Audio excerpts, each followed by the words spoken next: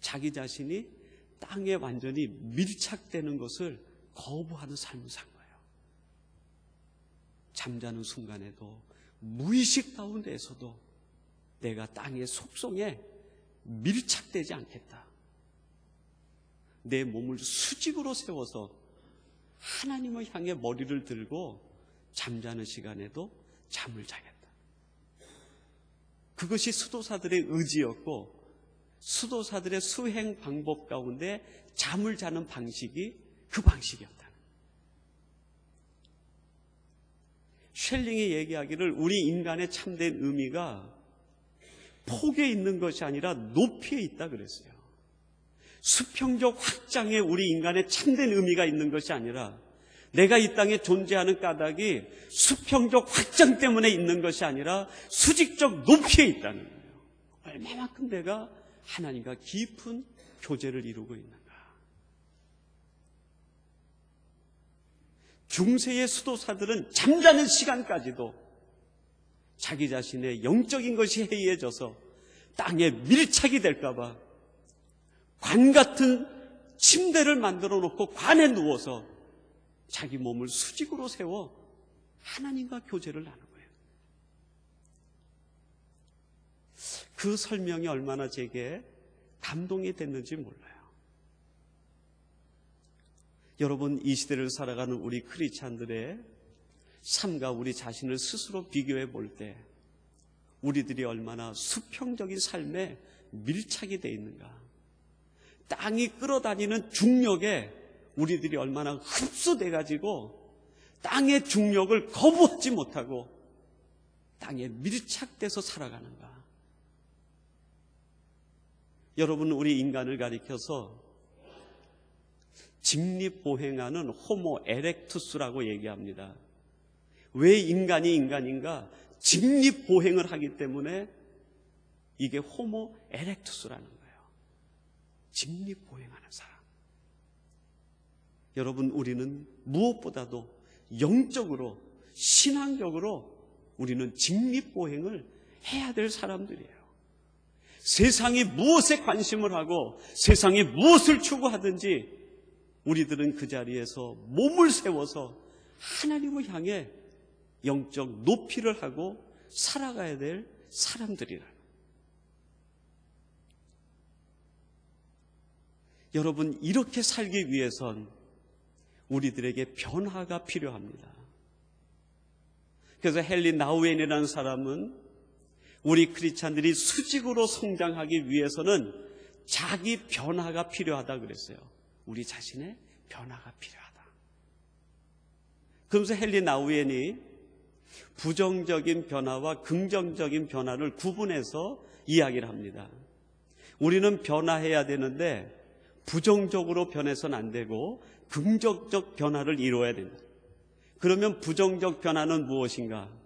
첫째는 변질이라 그랬어요. 변질. 여러분, 크리스찬들이 변질돼 가면 안 되는 거죠. 헨리 나우엔은 변질을 가리켜서 순수성을 잃어버리는 것, 그렇게 설명을 했습니다. 순수성을 잃어버리는 것. 하나님을 향해 우리가 가졌던 첫 마음, 하나님을 향해 가졌던 우리의 순수한 믿음, 그것이 오염되거나 바뀌면 안 된다. 그 다음에 두 번째 부정적인 변화가 있는데 변종이라고 얘기했습니다. 변종. 다른 삶을 사는 것을 얘기해요. 사람이 사람의 삶을 살아야 되는데 사람이 짐승과 같은 삶을 살 때 그거는 변질이 아니라 변종이다 그랬어요. 물고기가 물속에서 살아야 되는데 새처럼 날기를 원하면 이건 변종되는 거죠. 새가 하늘을 날아야 되는데 짐승처럼 땅속에서 헤매이고 살겠다고 하면 그거는 변종되는 거죠. 하나님이 우리를 하나님의 자녀로 하나님의 형상을 닮아 만들어 주셨으면 우리는 하나님의 자녀로 살아야 되는데, 우리는 우리의 삶을 하나님 앞에 세우고 살아야 되는데 세상 사람들처럼 수평적 삶을 산다고 하면 그거는 변종되는 거 아닙니까? 변질과 변종을 경계해야 된다. 그러면 우리 크리스찬들이 긍정적 변화를 이루어야 되는데 그건 무엇인가? 거듭남이라고 얘기를 했어요. 거듭남. 헨리 나우에는 조금 설명을 붙여가면서 두 가지의 거듭남을 얘기를 합니다. 하나는 예수 그리스도를 믿고 중생하는 것, born again 하는 것이 거듭납니다. 여러분, 우리 모두는 지금 예수 그리스도를 우리의 구주로, 나의 구주로 영접해서 우리는 중생한 사람들이에요. 여러분들은 이미 예수 그리스도를 믿는 믿음으로 말미암아 하나님 안에서 거듭난 사람, 하나님의 자녀로 거듭난 사람들이에요. 이 거듭난 사람에게 두 번째 거듭남의 삶이 필요하다는 거예요. 그게 뭐냐면 성화적 삶이에요. 우리의 삶을 매일매일 끊임없이 수직적 삶으로 변화하며 성장시켜 나가는 것이 우리에게 필요하다는 거예요. 우리 개인에게도 필요하고 교회에도 이 끊임없는 자기 성화적 삶이, 변화적 삶이 필요하다는 거죠. 여러분, 한번 여러분이 조용히 여러분의 삶을 돌아보세요. 처음 예수님을 믿은 그때부터 지금까지 내가 어떤 신앙적 변화와 성숙을 이루어왔는가? 그때부터 지금까지 내가 얼마나 신앙적으로 성장해왔고 성숙해왔는가? 나의 생각이, 나의 마음이, 나의 언어 생활이, 나의 행동이, 나의 삶의 방법과 습관들이, 사람을 대하는 대인관계가, 하나님 앞에 드리는 나의 헌신과 하나님에게 드리는 나의 봉사들이 얼마나 처음 예수를 믿은 그때부터 지금까지 발전해오고 성장해오고 변화해 왔는가? 한번 스스로 우리 자신을 돌아봐야 될 것입니다.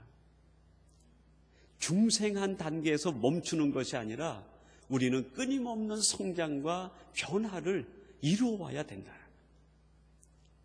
여러분, 오늘 우리들이 사도행전 11장 이 10절 말씀부터 18절 말씀까지를 함께 읽었는데 그 말씀은 예루살렘 교회가 어떻게 변화되었는지 그거를 보여주는 말씀이 오늘 말씀의 핵심 속에 들어가 있어요.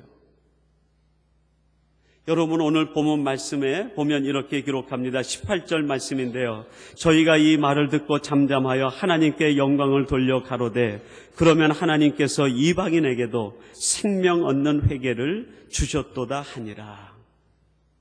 예루살렘 교회에 온 성도들이 한 목소리로 고백하는데 이런 고백을 드리는 거예요. 이제 하나님께서 이방인들에게도 생명을 얻는 회개를 주셨도다. 하나님께서 이방인에게도 구원을 주셨다. 하나님께서도 이방인을 사랑한다. 하나님께서 이방인들을 구원하기로 작정하셨다. 그 고백을 드리는 거예요. 여러분, 예루살렘에 있는 이 유대인들은요, 이 말을 쉽게 할 수 있는 사람들이 아니었어요. 구원은 자기들에게만 있고 이방인들에겐 하나님의 구원이나 하나님의 역사가 없다라고 생각하는 사람들이에요. 그런데 오늘 본문에 보면 이들이 완전히 변화가 됐어요. 하나님께서 이방인들에게도 구원을 주시고 그들을 사랑하시고 그들을 위해 하나님이 역사하신다. 그랜트 오스본이라고 하는 주석학자가 있는데 그분이 이 본문을 보고서는 예루살렘 교회가 3단계를 거쳐서 발전했다, 변화했다, 그렇게 주석을 했어요. 예루살렘 교회가 계속 변화하고 성장했는데 3단계를 거쳐서 변화하고 성장했다는 거예요. 처음에 예루살렘 교회는 어떤 교회였냐면 구제하는 교회였어요. 예루살렘 교회가 처음 베드로의 설교를 통해서 회중이 모였을 때 신생 예루살렘 교회가 가지고 있었던 목표는 구제였어요. 구제. 어떻게 하면 어려운 사람들을 도울까?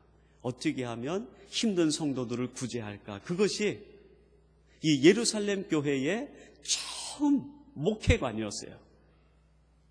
그래서 사도행전 2장에 보면 성도들이 전부 자기 재산을 가지고 와서 각 사람의 필요에 따라 다 나누어 주는 거예요. 서로 물건을 통용하고 어려운 사람들을 구제하고 서로를 돕고 그렇게 교제하는 것이 예루살렘 교회의 처음 일이었어요.